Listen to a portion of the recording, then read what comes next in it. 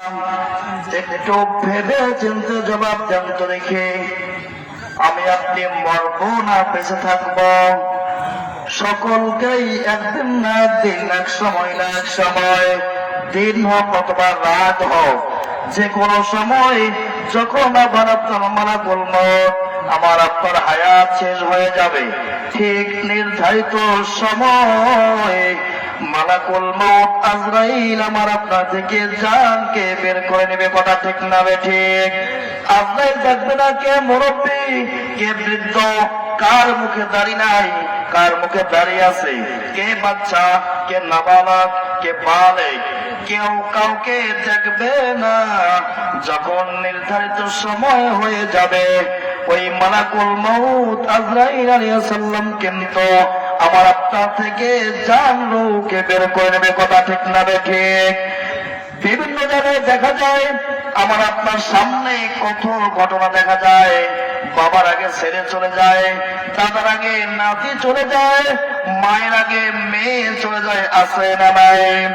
একটা ঘটনা ভালো করে একটু শোনেন, দিনের কান দিয়ে শোনেন, কান্না চলে আসবে। ও আল্লাহর বান্দারা, আমি যেই মাদ্রাসায় থাকি, একটা যুবক ছেলে, আমি যেই মাদ্রাসায় থাকি, একটা ছেলে হাফেজে কুরআন, হাফেজে কুরআন, বয়স মাত্র 15 থেকে 16 বছর হবে, মুখের মধ্যে দাড়ি নাই। এই হাফেজে কুরআন আমি যেই মাদ্রাসায় থাকি, ওই মাদ্রাসা মসজিদে 2 বার খতম তারাবি পড়াইছে। বলেন সুবহানাল্লাহ।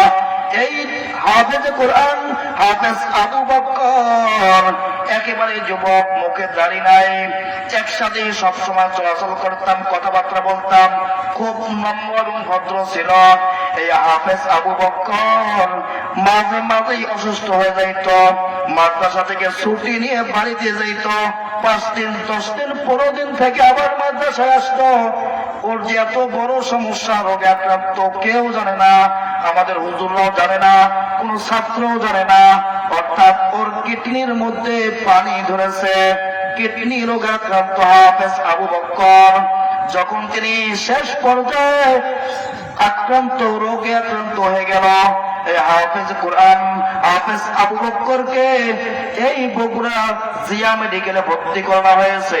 ও আল্লাহর বান্দারা, শোনেন, একটু কান দিয়ে শোনেন। আর এর আগে বলতে চাই, রাসূল বলেন, আল মারউ মা মান আব্বা, যার সাথে যার মুহাব্বত, কাল কিয়ামতের ময়দানে তার সাথে তার কিয়ামত হবে। কথা ঠিক না ঠিক? সুতরাং স্পষ্ট ভাষায় বলতে চাই, আজকে যারা গানের সাথে জড়িত, নর্তকীর সাথে জড়িত, আপনার সাথে জড়িত, এই পয়সা লোকদের সাথে যারা জড়িত, তাদের কিয়ামত হবে ওই লোকদের সাথে। বলা ঠিক না ঠিক? যারা আজকে মাদ্রাসা মসজিদে এই মাহফিলে দান করতে চায় না, শুধু কোরআনের কাজে লিপ্ত থাকে, দুনিয়াবি কাজে যারা লিপ্ত থাকে, যারা তাদের সঙ্গে থাকবে তারা জাহান্নামে যাবে, তাদেরকে নিয়ে দলবদ্ধ হয়ে জাহান্নামে যাবে। কথা ঠিক না ঠিক? কিন্তু যারা মসজিদ মাদ্রাসায় উলামায়ে কিরাম হাফেজ কুরআনদের সাথে সম্পর্ক রাখবে, আশা করা যায় একজনের উসিলা করি আমরা সকলেই মাফ পেয়ে যাব। কথা ঠিক না ঠিক? পরে বলতেছে, আগে শোনেন, হাফেজ আবু বকর সিদ্দিক যখন হাসপাতালে ভর্তি হয়ে গেল, তার অবস্থা একেবারে খারাপ। বাদ ফজর থেকে জোহর পর্যন্ত এতটুকু সময় শুধু বলতো, তার মাকে বলতো, আম্মু আমি একটু হুজুরকে দেখতে চাই। কাকে? তার দাদা নয়, দাদি, কাউকে দেখার কথা বলে নাই, শুধু বলছে, ও আমার আম্মু আমি হুজুরকে দেখতে চাই, আমার হুজুরকে ফোন দাও, আমি হুজুরকে দেখবো। কিন্তু আফসোস, ওই জিয়া মেডিকেল থেকে আমাদের মাদ্রাসা অনেক দূর, আসতে অনেক সময় লাগে। যখন বারবার বলতো, ও আমার আম্মু আমি হুজুরকে দেখতে চাই, এই কথাই নয়, এবং বলেছে, আম্মু আমার তো শরীর তো বেশি ভালো না, মনে হয় আমি বাঁচবো না, আমি আজ মরি কাল মরি, আমি তোমাকে বলে যাই মা, আমি যদি মারা যাই আমার কবরটা যেন মাদ্রাসার সামনে হয়। বলেন সুবহানাল্লাহ।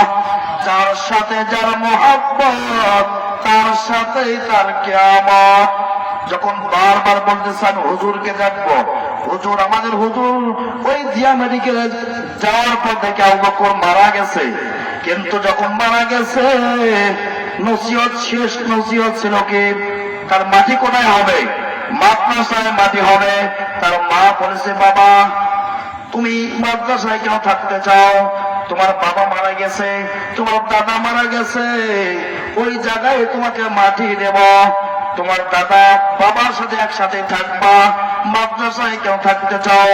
বাস্তব ঘটনা এই কথা যখন তার মা বলেছে, ওই হাফেজ আবু বকর বলেছে মা আমার বাবার ভালোবাসা চাই না, দাদার ভালোবাসা চাই না, যদি আমার কবরটা মাদ্রাসার সামনে হয় আমার ছাত্র ভাইরা সব সময় দোয়া করবে, কবর জিয়ারত করবে।